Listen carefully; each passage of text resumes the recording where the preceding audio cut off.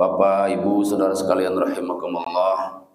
Pagi ini kita diberikan kesempatan kembali oleh Allah Subhanahu wa taala untuk sama-sama bersimpuh di hadapannya guna melaksanakan sholat subuh berjamaah, kemudian diiringi dengan zikir dan doa tentunya.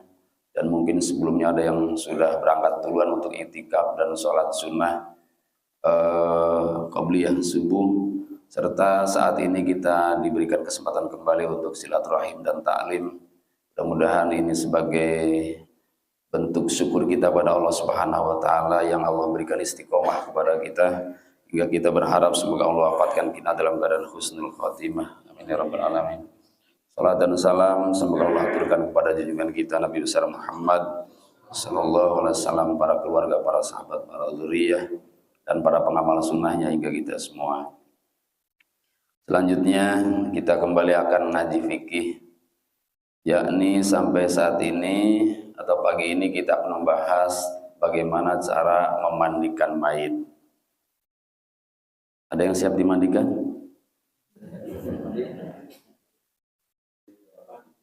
Bapak Ibu jamaah sekalian rahimakumullah, ada satu pengalaman begini. Saya pernah di kampung ya.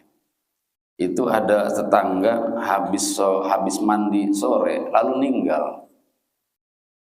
Lalu kemudian heboh dan ribut. Meninggal gitu ya. Ya udah, ninggalnya diurus. Ya, kita siapkan pemandiannya, alat mandinya, nanti kita mandikan. Baru saja mandi Pak katanya. Baru saja mandi, artinya mungkin menurut mereka yang nggak perlu dimandikan orang udah mandi gitu. Iya. Ya sama dengan habis wudhu kentut Pak, masa langsung sholat ya wudhu lagi ya. Jadi batal mandi yang seperti itu untuk rukun memandikan mayit ya tidak termasuk kategori sudah dimandikan, itu artinya belum menjadi mayit.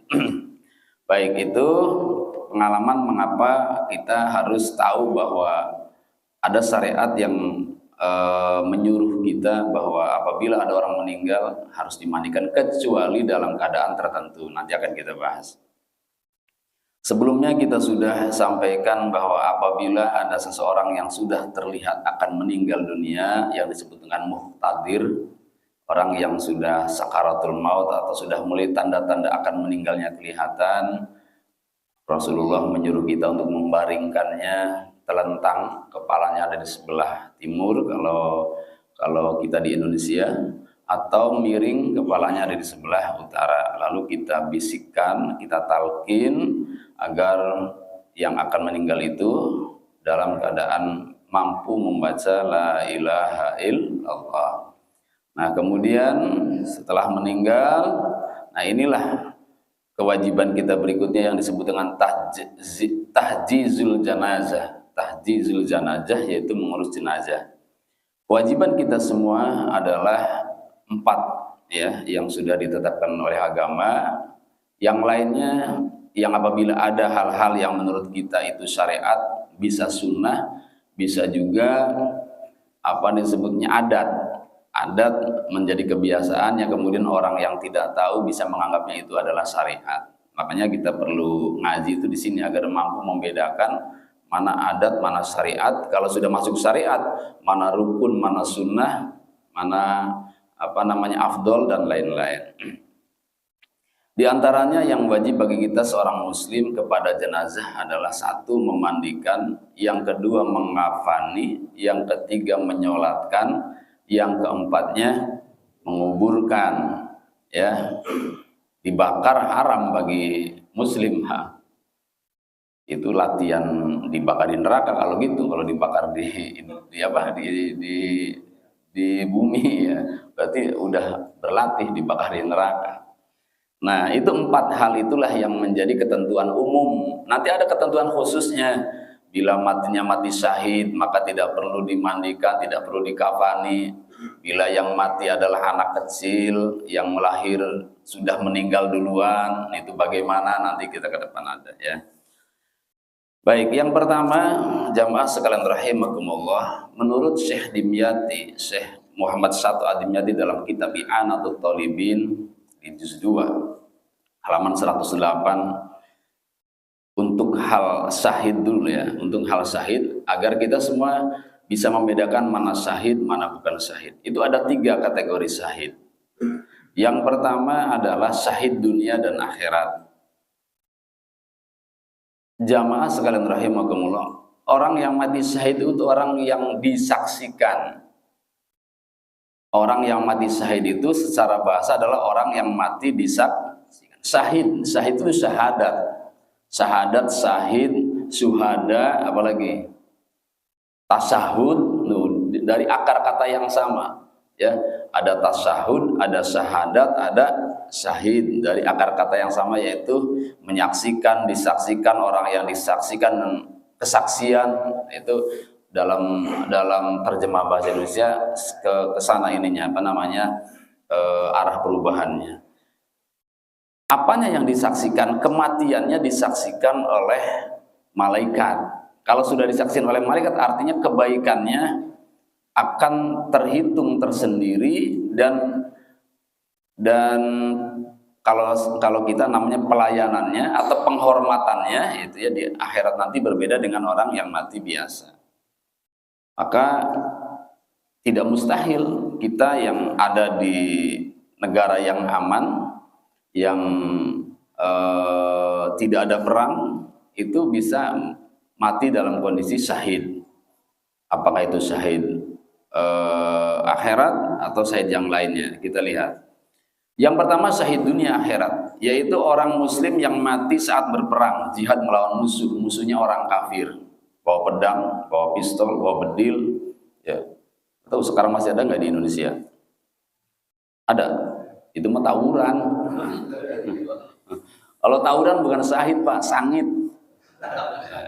Orang mati sangit itu, orang tawuran itu. Orang sesama muslim bunuh-bunuhan. Kalau muslim membunuh muslim lainnya, dua-duanya neraka. Kata Nabi, al-qatil wal maqtul finnar. Yang membunuh dan yang terbunuh akan masuk neraka. Sahabat bertanya heran, kalau yang membunuh neraka bisa dipahami, tapi kok yang terbunuh neraka juga?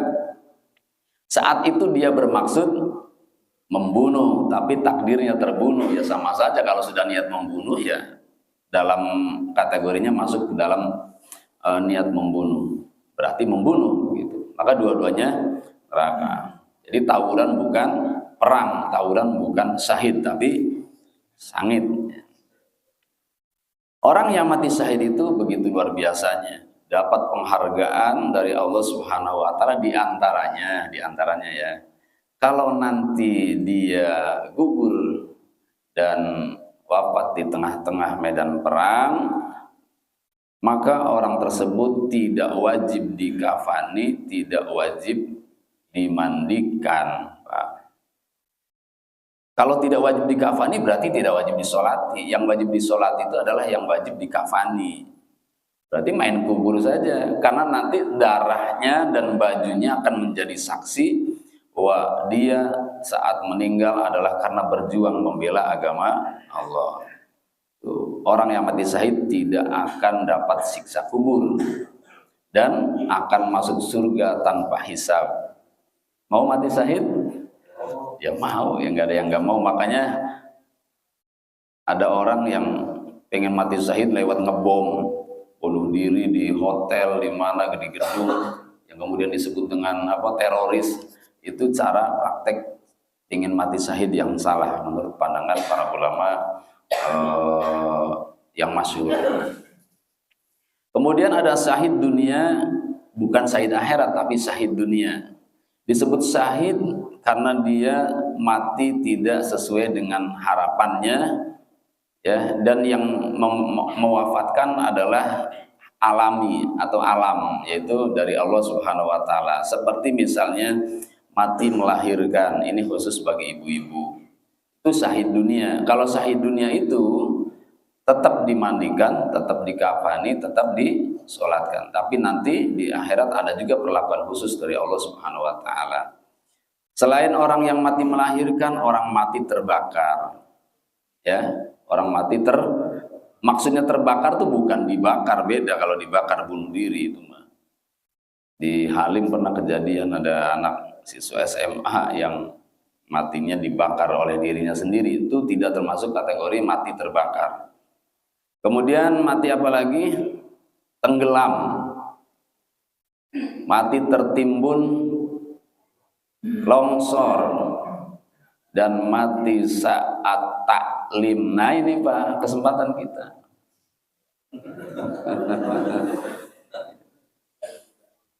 Ya, kita sama-sama berdoa. Bismillahirrahmanirrahim. Ya Allah, wafatkan saya dalam keadaan taklim. Ya, gitu ya. Tahu taklim yang mana? Ya kan? Taklim saat ini atau nanti atau kapan-kapan. Yang penting kita minta sudah mati dalam keadaan baik. Sholat berjamaah, taklim. Gimana rasanya anak kita kalau didengar bapaknya meninggal? Di mana ninggalnya? Di masjid lagi taklim. Bangga banget, Pak. Ini mah bapaknya meninggal. Di mana? Di pemancingan. Aduh, sedih banget kita yang jadi anaknya. Lagi mancing, pulang mancing meninggal.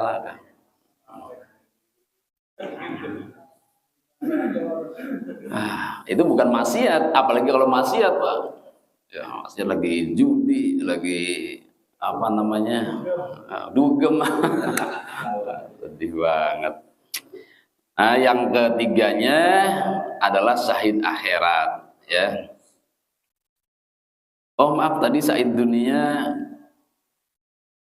Syahid dunia begini Pak. Tadi syahid akhirat ya. Tadi syahid akhirat itu yang mati meninggal dalam keadaan melahirkan, tertimbun longsor dan lain-lain tadi.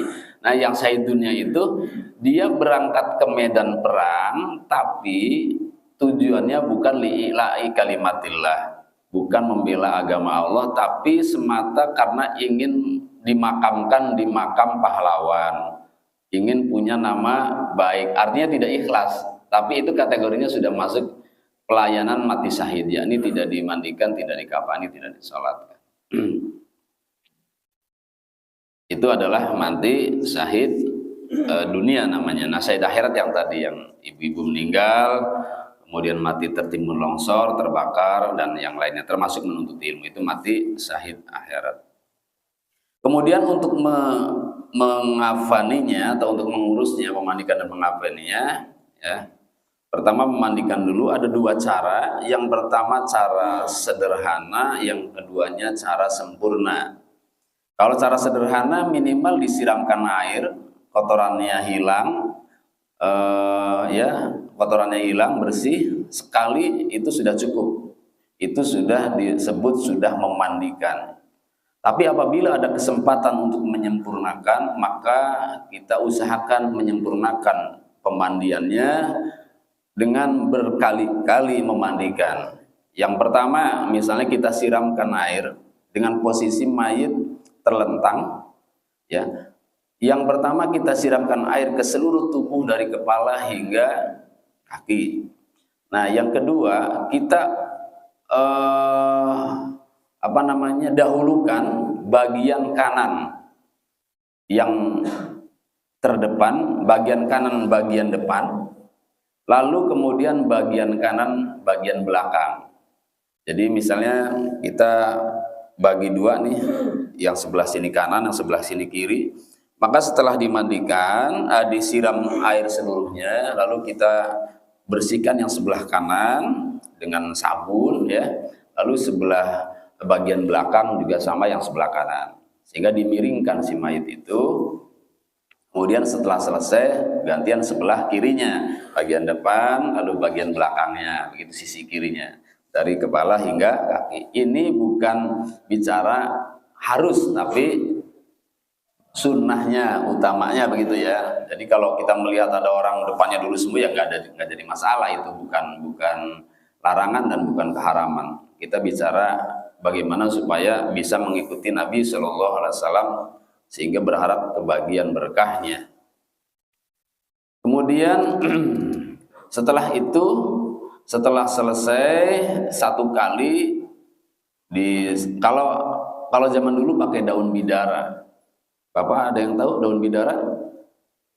Ya sekarang pakai sabun lah, nggak usah nyari-nyari bidara, susah. Sabun, pakai sabun ya. Kepalanya, rambutnya disampo.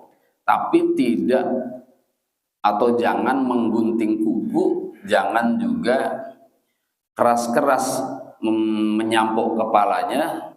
Bila mana terjadi rambutnya rontok, kukunya terlanjur dipotong, nanti saat dikafani diikut sertakan dalam kain kafan. Gitu. Nah,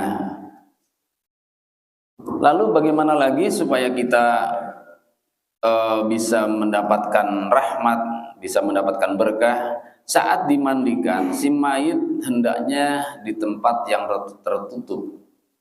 Kenapa ini perlu disampaikan? Karena ngaji fikih itu bukan hanya untuk orang kota, ya, bukan hanya untuk orang desa, bukan hanya untuk orang Baduy. Semua kita menjadi objek kajian fikih ini atau syariat ini. Jadi apabila tidak punya ruangan, apabila tidak punya tempat, maka di tempat halaman memandikannya, maka hendaknya ditutup dengan semacam kain. Dan itu sudah kita lakukan tentunya ya. Tidak ada orang yang begitu jelas memandikan mayit terlihat dari sana sini. Nah, itu dianjurkan oleh Nabi untuk menghindari fitnah. Nah, saat mendapatkan sesuatu yang aneh, baik itu harum yang wangi dari mayit atau sebaliknya bau busuk, maka apabila didapatinya adalah kebaikan-kebaikan, maka sunnah dikisahkan, diceritakan. Misalnya, Masya Allah, mayit ini luar biasa, udah baunya harum, kelihatan mulutnya senyum, begitu ya. Udah lentur lagi dimandikan, nggak kaku, nggak keras. Nah, itu disampaikan, diceritakan pada orang. Apabila yang terjadi sebaliknya, maka kata Nabi jangan diceritakan. Makanya Nabi bersabda begini, la yaghsilu mautakum illal ma'munun. Janganlah kalian memandikan mayit kecuali orang-orang yang dapat dipercaya. Kalau kita menyebutnya orang yang nggak dapat dipercaya namanya ember ya. Ya, gampang bicara. Ada pusernya gede banget dibicarain, ada yang ya matanya mendelik dibicarain gitu. Nah, itu kurang baik. Jadi tutupi seburuk apapun nasib saudara kita apabila meninggal, yang memandikan jangan cerita-cerita. Makanya nanti ada urutannya, siapa yang paling utama memandikan. Yang kedua, hendaknya saat dimandikan mayit itu di tempat yang tinggi, jangan di bawah. Ya sekarang sudah bagus kalau di Jakarta ya. Di kampung-kampung masih ada yang kalau memandikan mayit pakai gedebong pisang. Kalau nggak pakai gedebong pisang, keluarganya kakinya selonjoran semua ya. Lalu mayitnya ditaruh di atasnya. Itu maksudnya jangan sampai ada di bawah. Yang kedua, jangan sampai ada percikan-percikan air kotor memercik kembali ke jenazah atau ke mayit. Tujuannya itu. Kemudian hendaknya yang memandikan didampingi oleh dua orang, yang satu mengalirkan air, ya, yang satunya lagi ya mendatangkan air. Itu teknis saja ya. Kemudian hendaknya mayit dimandikan dalam keadaan auratnya tertutup kain dan yang memandikan memasukkan tangannya di bawah kain. Saya lihat di Jakarta sudah bagus. Ketika sebelum dimandikan itu umumnya para amil di Jakarta itu membuat sarung tangan dari kain kafannya. Kalau sudah disiapkan dari tokonya, sudah ada sarung tangannya, ya udah bagus. Jadi masukkan tangan ke bagian badan itu diantaranya adalah untuk membersihkan semua kotoran yang ada di kubul dan duburnya, serta untuk yang lainnya seperti giginya disikat, kalau pakai pakai kain kafan yang dibuat sarung tangan itu, kemudian membersihkan telinganya dan lain-lain. Kemudian lebih utama menggunakan air dingin daripada air hangat. Artinya bahwa kalau menggunakan air hangat juga boleh, tapi air hangat itu kalau kita gunakan untuk membersihkan bangkai, apakah hewan, ikan atau manusia, ya itu lebih cepat proses pembusukannya. Maka yang dimaksud lebih baik menggunakan air dingin itu biar proses pembusukannya agak lama, jadi tidak cepat bau si mayit itu. Begitu maksudnya. Kemudian yang memandikan mengenakan sarung tangan tadi sudah, ya, dari kain yang tidak terlalu kasar. Dengan sarung tangan itu nanti bisa membersihkan semua anggota anggota tubuh mayit, ya. Dikeramas, kemudian digosok dan lain, tapi pelan-pelan karena mayit itu masih merasakan sakitnya saat dicabut nyawa. Diriwayatkan oleh Imam Bukhari dan Muslim dari Ummi Atiyah radhiyallahu an, kata Ummi Atiyah, dakhala alaina Rasulullah sallallahu alaihi wasallam hina tuwfiyat ibnatah faqala iksilnaha salasan aw khamsan aw aksar min dzalik in ra'aytuna dzalik bima'in wasidin waj'alna fil akhirah kafurun aw syai'an min kafur fa idza faragtunna fa'adhinnani falamma faragna adzannahu fa a'tana haqqahu faqala ashirnaha iyahu ta'nini izara. Kata Ummi Atiyah, ketika saya memandikan putri Nabi, ya putri Nabi yang meninggal lalu Ummi Atiyah yang memandikan, karena memang baik Pak, yang memandikan itu orang sejenis. Ya, sebaiknya adalah orang yang sejenis. Kalau laki-laki yang memandikan laki-laki, kalau perempuan yang memandikan perempuan, kecuali ada niat bakti anak, ya sudah merasa belum pernah membahagiakan, udah gitu sering menyakiti, udah gitu belum pernah melakukan apa yang pernah dilakukan orang tua dulu kepada kita, nyebokin misalnya, saat inilah saya ingin berbakti kepadanya, mudah-mudahan diterima. Begitu. Boleh kalau begitu anak memandikan ibunya, asalkan niatnya itu berbakti, ya. Dan saat itu tetap tidak boleh melihat auratnya, tetap ditutup dengan kain. Nah, saat itu Ummi Atiyah, orang yang ditugasi Nabi untuk memandikan putrinya saat meninggal, nah, kata Nabi, kamu yang memandikan. Caranya begini, sampai Nabi memberikan teknis memandikan tuh, kalau sudah sekali, 2 kali lakukan yang sama. Nabi begini memberi pengajaran kepada Ummi Atiyah tuh. Pertama siramkan air, lalu kedua gosok dengan daun bidara, saat itu belum ada sabun. Setelah itu siram lagi. Setelah siram lagi pakai kafur. Kafur tuh kalau sekarang kamper. Ya, air kafur, Pak. Air yang dicampur dengan kamper. Kalau Bapak nyebutnya apa? Kapur barus. Ya, boleh. Nah, tapi air disiram dengan air itu terakhir. Nah, terakhir yang ketiga kalinya atau yang kesekian kalinya disiram lagi dengan air yang biasa. Gitu. Dari tahapan tadi sebelah kanan dulu, depan belakang, lalu miring bagian belakang, lalu kiri, lalu miringkan lagi sebelah kiri. Kalau sudah selesai, kata Nabi, beritahu aku, ya sudah selesai Rasulullah. Kemudian setelah selesai, lalu Nabi bersabda, selimutkan ia kepadanya, ya, yaitu maksudnya kalau sekarang pakai handuk biar kain kafannya tidak basah, handuki, pakai handuk lah kalau sekarang. Nah, itu yang terbaik untuk jenazah. Lalu apalagi apabila mayat perempuan, sunnah rambutnya dikepang 3. Tidak sunnah dikasih gincu, tidak sunnah dikasih bedak. Sekarang kan macam-macam orang, karena telah meniru kebiasaan orang Nasrani. Bapak kalau lihat orang Nasrani diurus jenazahnya, itu secantik-cantiknya, seganteng-gantengnya, ya enggak? Iya. Saya juga sering takziah atau mengunjungi orang di kalangan mereka saat meninggal. Terus di peti matinya itu sudah terlihat cantik, ada sibaknya, ada gincunya, ya, sepatuan lagi, pakai jas, dasi, macam-macam. Yang nggak boleh dibawain rokok. Karena ada di video itu, ya, kasus si jenazah ini waktu hidupnya suka rokok, jadi ahli warisnya, keluarganya membekali si jenazah ini dengan beberapa bungkus rokok. Ketahuan pendetanya, kemudian pendetanya marah-marah, kalau ini masih diteruskan saya tidak akan urus. Ribut sampai terjadi keributan. Nah, tapi selain itu ternyata diizinkan. Apakah itu kesukaan dia saat meninggal sepatunya bermerek apa dipakaikan, ya dasinya bermerek apa dipakaikan.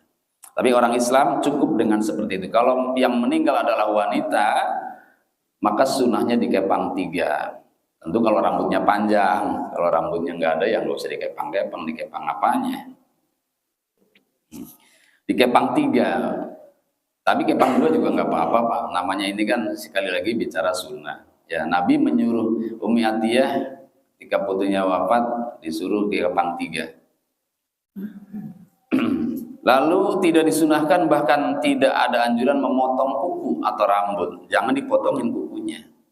Kalau sudah terlanjur karena ada orang nggak tahu barangkali sudah diikutkan, dicuci, dimandikan, dibasuh, lalu diikutkan ke kain kafannya. Karena itu bagian dari tubuh. Lalu apabila didapati pada mayit sesuatu yang mengagumkan seperti yang tadi sudah saya sampaikan, ceritakan. Kalau baik diceritakan, kalau tidak baik jangan diceritakan. Maka kata Nabi, man ghasala mayyitan wa katama alaihi ghafarallahu lahu arba'ina marrah. Siapa yang memandikan mayit lalu dia bisa menyembunyikan aibnya, tidak cerita ke sana kemari, maka Allah akan mengampuni dosanya selama 40 kali. 40 hari atau 40 tahun, Allah alam. 40 kali Nabi bilang, atau 40 dosa ini, arba'ina marrah. Berarti di sini gibah itu tidak hanya berlaku untuk orang hidup, sampai meninggal dunia kita tidak boleh menggibah, menceritakan keburukan saudara kita. Kemudian laki-laki lebih utama memandikan mayit laki-laki, wanita memandikan mayit wanita. Lebih utama itu maksudnya bukan berarti laki-laki dilarang memandikan mayit wanita atau sebaliknya, terkecuali tadi adalah orang-orang yang terdekat, yang tersayang. Ya, apabila misalnya mayit itu sebatang kara, mayit itu perempuan dan tidak ada yang memandikan kecuali di sana laki-laki semua, ya apa boleh buat kalau begitu? Ya, ada yang mengatakan tidak usah dimandikan, cukup ditayamumi. Ya, kalaupun dimandikan harus dijaga persentuhannya dan penglihatannya. Berarti dengan sarung tangan dan juga dengan mata yang tidak memperhatikan tubuhnya. Yang penting syarat atau rukun memandikannya sudah terpenuhi. Ya. Kemudian apalagi yang harus kita ketahui, boleh memberitahu atau mengumumkan kematian seseorang, baik untuk tujuan mensolati, mendoakan, atau untuk apa disebutnya tarji, kalimat inna lillahi wa inna ilaihi rajiun. Jadi diumumkan boleh, Pak. Kan ada sebagian ustadz kita mengatakan kalau ada yang mati jangan diumumkan, nanti pada takut mati orang. Terutama di musim corona kemarin, ya udah nggak usah diumumkan, nanti orang-orang pada trauma. Kalau tujuannya itu ya boleh-boleh saja, baik, Pak. Kalau misalnya orang ini gampang trauma di lingkungannya, kalau mendengar itu, ya jangan diumumkan, cukup dengan WA kalau sekarang. Nah, telepon saja masing-masing orang yang ininya, yang punya kepentingannya karena kedekatan kerabatnya, atau karena kemampuannya mengurus jenazah, atau karena keulamaannya. Itu namanya untuk menjaga kemaslahatan umat. Tapi kan ini kondisi seperti ini tidak sama. Kelompok ini dengan kelompok sana kan berbeda, ya. Kalau sekiranya kita sudah terbiasa, ya nggak apa-apa diumumkan. Asalkan yang diumumkan di masjid adalah orang Islam. Kecuali Pak RT atau pengurus RT RW-nya punya speaker sendiri, boleh-boleh saja mengumumkan warga non-Islam di pengeras suara itu agar sesama komunitasnya, sesama agamanya bisa saling mengunjungi. Minimal untuk pemberitahuan bahwa mayit ini akan disolatkan di mana, kapannya. Ya, kalau sekedar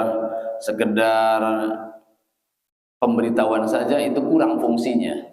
Kalau di Indramayu, saya dulu waktu di Indramayu itu sangat komitmen, konsisten, dan tepat waktu. Misalnya begini, inna lillahi wa inna ilaihi rajiun, telah meninggal dunia Bapak titik-titik, dan insya Allah akan disolatkan pada jam sekian. Pas, Pak, tepat sekali tuh, tidak melenceng. hampir semua pengumun itu tidak melenceng tentang kapan mendirikan sholatnya.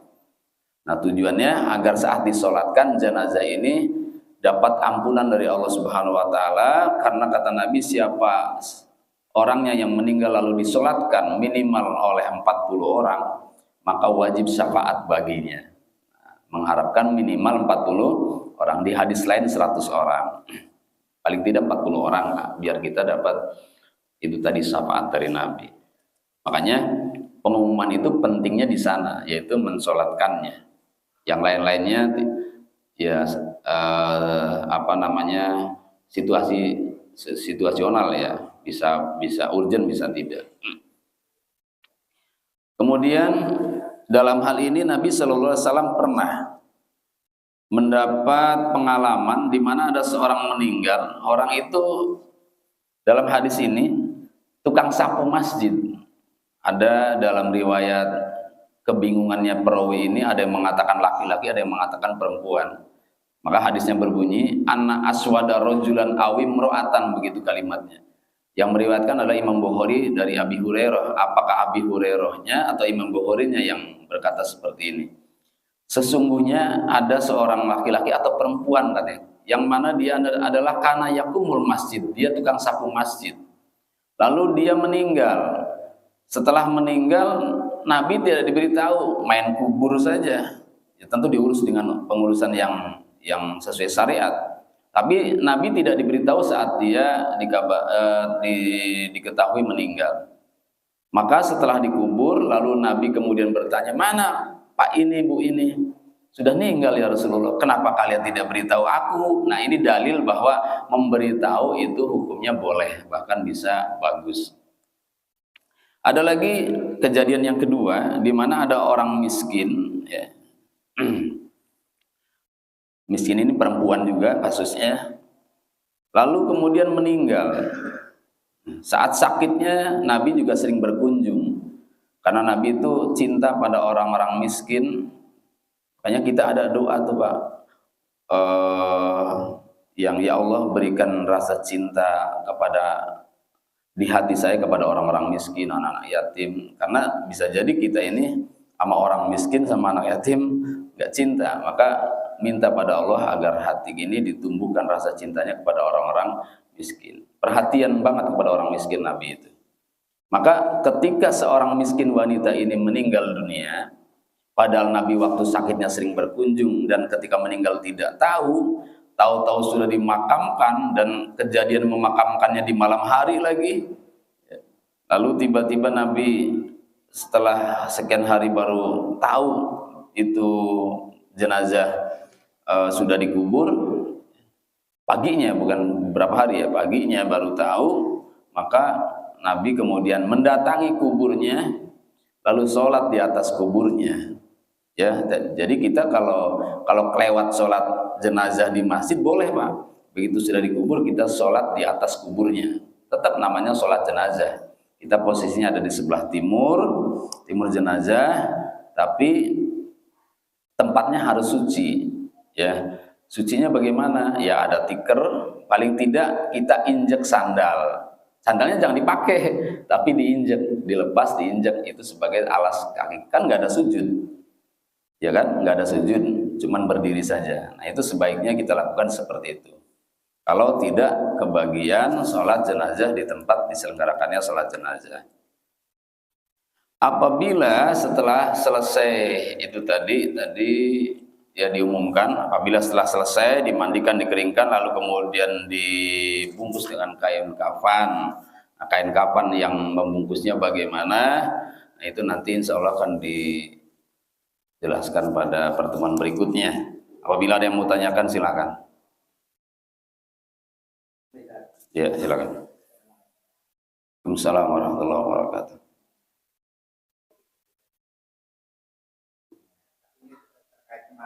Ya.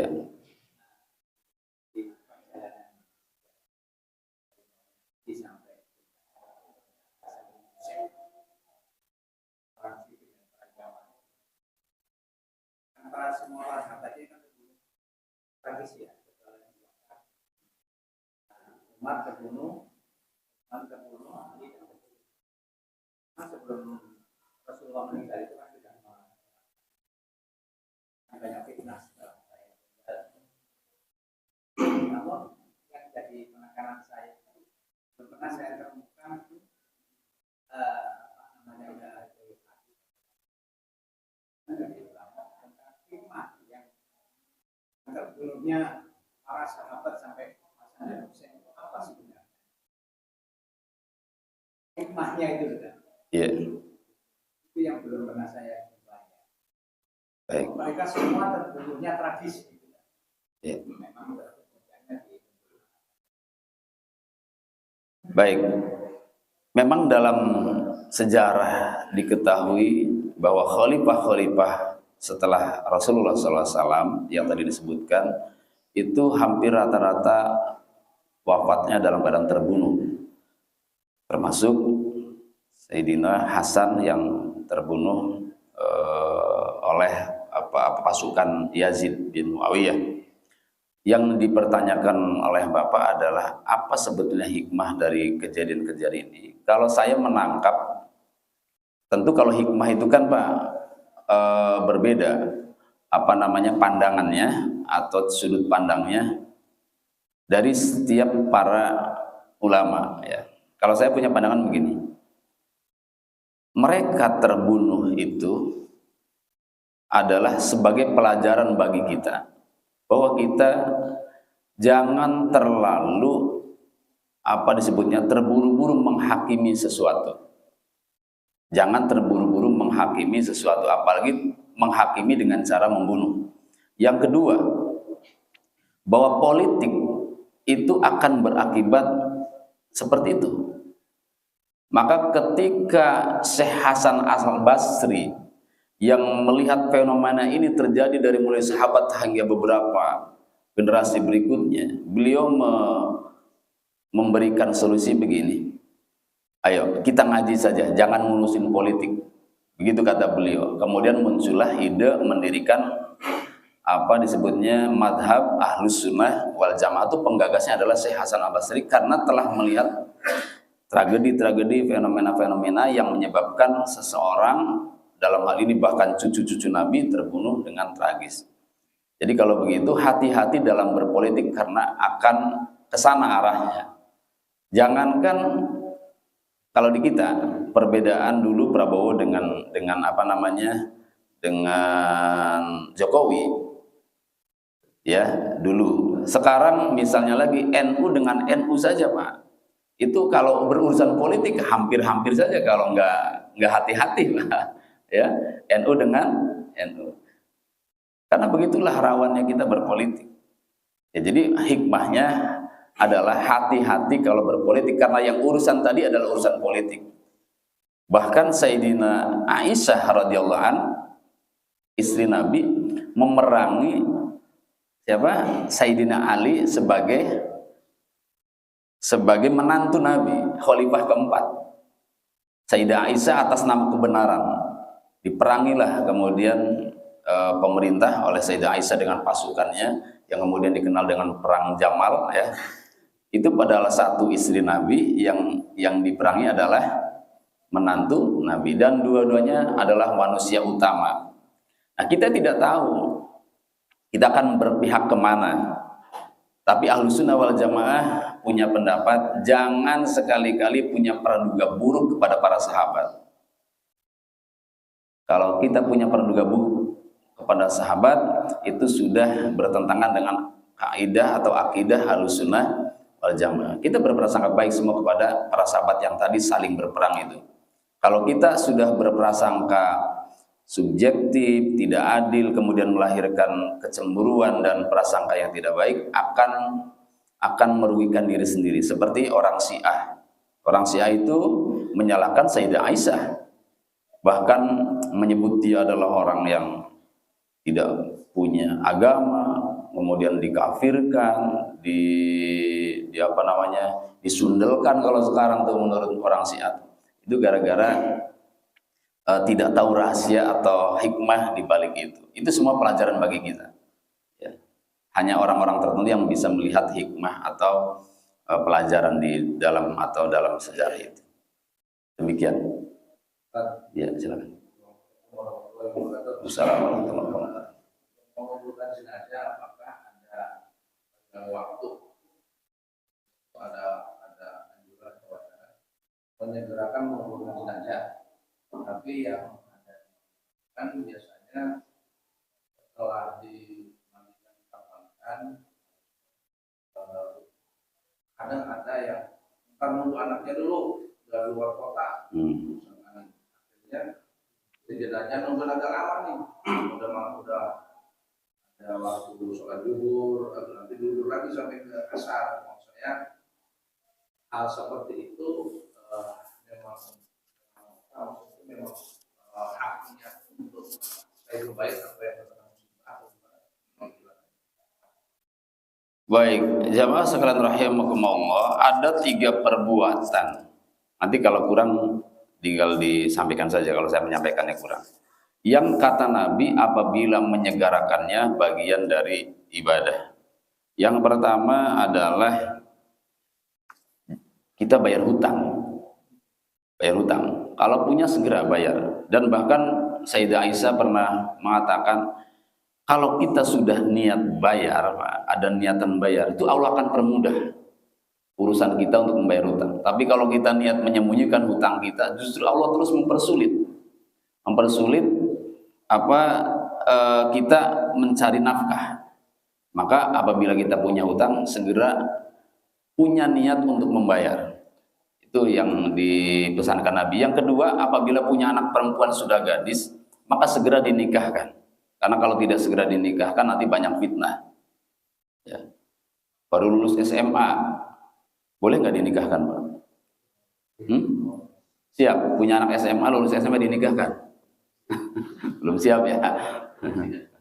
Tapi yang dimaksud Nabi gimana nih usia gadis, apa lulus kuliah apa nunggu kerja? Nah ini nanti akan menghambat. Ya. Tinggal di apa namanya teknisnya tinggal didiskusikan saja dengan para kiai atau para guru ya. Yang ketiganya, apabila sudah diketahui seseorang meninggal dunia, maka segera kata Nabi mandikan, kafani lalu kuburkan. Nah, bagaimana prakteknya, teknisnya? Yang dimaksud menyegerakan mengubur jenazah itu bila hal-hal yang berkaitan dengan jenazah sudah terpenuhi. Baik itu rukunnya, termasuk juga afdolnya. Beda antara rukun dengan afdol, Pak. Antara rukun dengan utama beda. Kalau rukun itu tadi, dimandikan sudah, dikafani sudah, disolatkan sudah, tinggal dikuburkan. Ya sudah, segera dikuburkan. Tapi masalahnya, ada nggak nih yang masih terkait dengan jenazah? Apabila kaitannya berurusan dengan keutamaan jenazah, apabila kaitannya dengan kebaikan jenazah, maka boleh bahkan baik menundanya. Misal, jenazah ini dulu menginginkan yang menyolati, yang mengimami adalah Pak Kiai ini. Itu pesan beliau, ya. Itu berarti untuk kebaikan jenazah, Pak. Sholat itu kebaikan jenazah. Karena kalau beliau yang imamin, ya, itu nanti santrinya juga ikut nyolatin. Berarti tambah apa? Tambah jamaah. Atau menundanya karena waktu. Kalau disolatkan jam 10, itu kemungkinan jamaah paling 10 orang. Tapi kalau disolatkan nanti ba'da zuhur, insya Allah jamaah sholat zuhur banyak. Nah itu juga untuk kebaikan jenazah. Tapi kalau kebaikannya untuk orang lain selain jenazah, apakah itu ayahnya, ibunya, atau anaknya, itu tidak disunahkan menunda. Misal, anaknya belum datang, ini kebutuhan mayit apa kebutuhan yang hidup? Kebutuhan yang hidup kan? Maka tidak disunahkan menunda. Ya, tidak disunahkan menunda. Bukan berarti tidak boleh menunda, tidak disunahkan menunda. Kenapa masalahnya? Nah ini pertanyaan. Masalahnya adalah kalau mayit ini adalah mayit soleh, Pak, mayit beriman, soleh, baik, takwa, ya, maka dia adalah termasuk orang yang sudah diberi kabar gembira oleh Allah saat sebelum meninggalnya. Diperlihatkannya surga dan kenikmatannya, tempatnya yang baik sudah disiapkan untuknya. Maka siapapun kita, kalau sudah diiming-imingi dengan kebaikan, apalagi kebaikan dari Allah, apakah itu makanannya, tempatnya, ya, pelayanannya, maka orang ini rindu ke tempat itu. Maka kalau sudah begitu, kata Nabi, jangan ditunda-tunda karena dia akan segera menemukan kenikmatan tersebut. Berarti kalau kita tunda-tunda, nanti yang meninggal itu akan protes, Pak. Ya. Nah, maka dari itu jamaah sekalian rahimakumullah, bagi kita yang disebutnya ahli warisnya, keluarganya, maka kalau sudah takdirnya memang meninggal dan kita melihat orang tua kita adalah orang baik, maka ikhlaskan, tidak menanti kita, karena dia sudah ditunggu oleh yang terbaiknya, bukan oleh kita. Kita ini siapa sih apanya, gitu ya. Kalaupun ingin berbakti, bukan cara menemuinya. Baktinya kita apa setelah itu? Satu, ya, melanjutkan kebiasaan baik beliau, silaturahim dengan teman-temannya jangan diputus.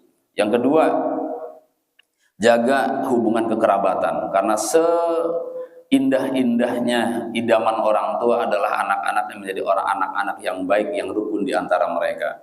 Jangan saling bermusuhan, berantem apalagi gitu ya anak-anaknya. Itu orang tuanya sedih. Yang ketiga, lanjutkan kebaikan-kebaikan yang sudah kita lakukan, seperti misalnya kita biasa memberi kepada orang tua. Ya, orang tua sudah tiada, beri juga sama, Pak, ke masjid memberinya. Ini niat untuk orang tua dan seterusnya. Itu banyak sekali, termasuk juga kalau menurut mazhab NU ya tahlil, kalau ada, tapi ya itu kebaikan-kebaikan yang terus dijaga untuk berbakti kepada orang tua. Tidak harus, sekali lagi, menjumpai mayitnya, ya. Kalau kita sudah yakin bahwa orang tua kita atau anak kita atau siapapun keluarga kita yang soleh, benar-benar soleh, akan menjumpai kebaikan-kebaikannya yang sudah disiapkan oleh Allah Subhanahu wa taala. Demikian. Nah, jadi sekali lagi, apabila menundanya karena untuk kebaikan jenazah, maka itu diperbolehkan. Sebagaimana Nabi itu, Pak, wafat hari Senin, tapi beliau dimakamkan hari Rabu. Ya, kenapa tuh? Ternyata dalam sejarah di sana dijelaskan, karena orang yang nyulatin nggak putus-putus. Berapa juta waktu Nabi wafat itu umat Islam, orang Madinah sudah masuk Islam. Ya. Sehingga rumah Nabi kecil, rumah Nabi itu ukuran 4x4, Pak. Berarti kan paling muat berapa orang? Sebelumnya para malaikat dulu nyolatin, lalu keluarganya, lalu terus apa? Itu tiap hari selama 3 hari, berikut malamnya nggak putus-putus orang nyolatin. Sehingga Nabi dimakamkan pada hari Rabu. Itu untuk kebaikan mayit. Padahal Nabi nyuruh kita untuk buru-buru, tapi Nabi sendiri justru dimakamkannya di hari Rabu. Lagi? Ya, silakan. Waalaikumsalam. Tadi kita katakan kalau meninggal orang duduk ya macam-macam, banjir, daya perang, itu dan sebagainya. Kalau kan cuma orang meninggal kan seperti itu, ada meninggal lebih emak, ada itu dan sebagainya. Untuk penyertaan mayat ya, di Cirebon kan katanya kalau meninggal kemudian bisa malam bisa dikubur gitu ya. Harus ini untuk penjelasannya bagus gitu. Terus kalau ada kasus orang kebakaran kan tinggal angkanya itu. Nah, terus gimana? Oh iya. Baik. Meninggal di hari Jumat, ya ada hadis yang menjelaskan itu meninggal yang baik. Artinya baik di sini bukan memastikan mayit ini baik, bukan. Baik di sini adalah maksudnya mendapat dukungan kebaikan dari hari itu. Ya, kalau kita sudah menjadi orang baik, ya bertambah baik. Kalau kita orang buruk, berkurang keburukannya, gitu, bukan hilang, bukan. Berkurang keburukannya itu daripada syafaat hari Jumat. Karena apa? Kalau secara logika, hari Jumat itu, Pak, di mana itu adalah hari besarnya Islam, dan disitulah orang Islam libur dan banyak orang. Kalau kita mau disolatkan kan saat itu solatnya banyak, berarti terutama solat Jumat. Itu kebaikannya di situ. Jadi pantas kalau mendapat syafaat. Termasuk meninggal di tanah suci Mekah atau Madinah, itu karena di sana banyak orang. Lalu bagi orang yang meninggalnya tidak bisa dimandikan, maka cukup ditayamumi. Mati kebakar, ya kebakar. Tadi kan disebutnya syahid apa? Syahid akhirat ya. Kalau syahid akhirat tetap dimandikan, dikafani, disolatkan, lahirkan. Nah mati kebakar itu justru kalau kena air rusak badannya, apalagi dimandikan, maka cukup ditayamumi. Atau kalau mau dimandikan, yang digosok-gosok cukup bagian atas saja, yang penting disiram, gitu Pak. Kalau memang kondisinya seperti itu, apalagi hanya setibang kerangkanya saja, ya tulangnya saja, kalau itu gampang, tinggal disiramkan air saja, udah selesai, nggak usah pakai daun bidara, nggak usah pakai sabun, tinggal tulangnya doang, ya begitu. Ada lagi? Jadi mau praktek enggak? Memandikan, mengafani. Nanti pekan depan adalah mengafani. Kalau mau sekalian praktek boleh, siapkan saja kain kafannya. Kalau mau pesan boneka, nanti saya bawakan bonekanya. Kalau nggak mau pakai orang. Boneka aja. Ya. Tapi siapkan kain kafannya. Ya. Ya. Baik, mudah-mudahan Allah Subhanahu wa taala memberkahi kita dengan ilmu, dengan amal soleh, dan dengan rezeki yang halal. Keluarga kita Allah jadikan keluarga yang soleh, soleha, mencintai Allah dan Rasulnya, mengamalkan apa yang diperintahkan dan disunahkan oleh Rasulnya, serta diberikan kekuatan lahir batin untuk selalu taat pada perintah-perintahnya dan menjauhi larangan-larangannya. Bismillahirrahmanirrahim. Alhamdulillahirabbil alamin. Shalatu wassalamu ala sayyidina wa maulana Muhammadin wa ala alihi wa ashabi azmain. Allahumma wafiq imanana bi taufiqik wa idh bi ta'yitika. Allahumma wafiqna lima tuhibbu wa tarda wa ja'al amalana fi ridha wa inna lil muridin wa dunyana bi rahmatika ya arhamar rahimin. Sallallahu ala sayyidina Muhammad wa ala alihi wasallam. Walhamdulillahirabbil alamin. Assalamualaikum warahmatullahi wabarakatuh. Waalaikumsalam.